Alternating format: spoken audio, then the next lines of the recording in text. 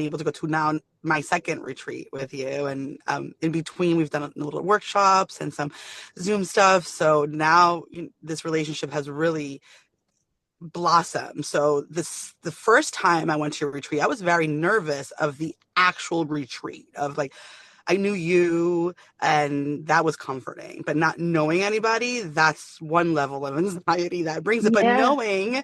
But knowing that you deserve it and you want to add value to yourself.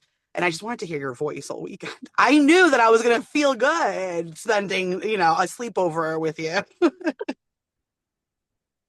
I love that. A sleepover. Yeah, totally. With my own bedroom because, we're adults now. But so yeah, so what you offered the first time, how I felt before I went was like this level of anxiety of like not knowing the anticipation. But in my mindset, I know how to change that into excitement, right? So like I know how to shift that. The second time, I was looking forward to that part. So that part didn't bring anxiety.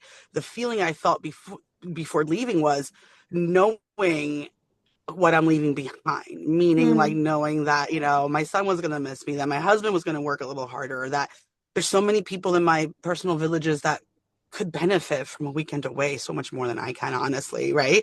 So that mom guilt, that, feeling that, this somebody else could deserve this more than me, but that's self-love. And that was literally the reason why I booked that second trip was that feeling that reminder of what I felt when I went. Like that feeling, I wanted to feel that again. Mm. And what's that feeling? Loved, Mm. self-love. Like, I my mom's not here, unfortunately. She's deceased. My relationship with my father is not there's no like compassion, it's just, he did the best that he could.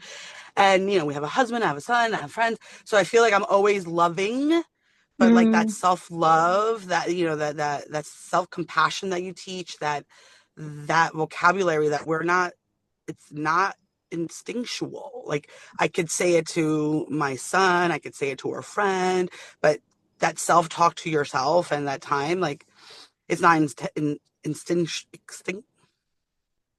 what's the word, Instinctual, writing down. yeah. There you go. Instinct. So going back for you to show me what that looks like and to show me, you model it while you're there. That's my favorite part. Spending some time with you. Like your family's very privileged to have somebody that like you in their community all the time because, being able to spend that weekend and seeing you model it for us, and seeing you taking your time before you do your workshop and seeing you practice self-compassion and seeing you being actively listening. We don't, a lot of moms and women, I'm 46, perimenopausal, we don't have a space for that. Our girlfriends are there for bitching and gossiping, that kind of like venting, which sometimes could rile it up a little bit more than you want it to, honestly. Like we all love a little like session like that, but this is different. This is more like loving myself and hugging myself, and like all of this is for myself. Mm. Mm. That's so beautiful. Thank you. That's how you make me feel though when I'm there. Yeah, loved. And what does that do for you when you come home? So now when I came home this time, I feel like they knew what to expect because they remembered how I felt when I came back last time.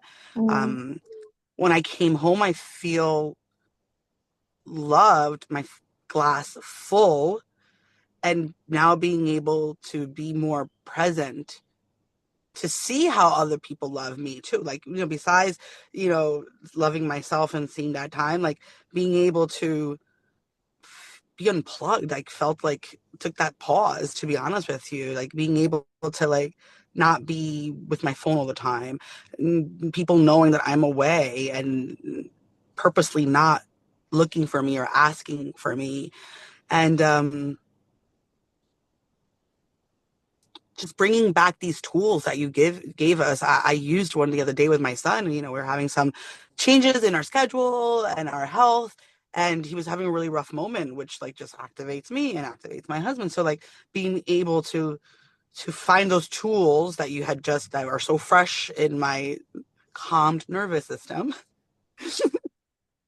and being able to assess, calm myself first, and then assess what my son needed at that moment. So we did some grounding exercises. I took him out of the room and found a more neutral space, and let him feel the ground, and breathe, and show him self compassion, because I feel like he's almost 11, and I know we share that, like, and he's a boy, like showing him what self compassion means and taking that pause is what I'm bringing back. Like, to me, that's the biggest investment of this. Like, being able to then modeling it to my immediate village, which is my husband and my son, which is my first people to influence.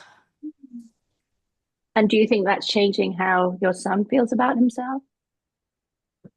Oh yes, absolutely. He like yesterday he did very well in his Spanish test, which I was really happy and impressed. He got a fantástico, which it was great, and I could just feel his sense of pride in it.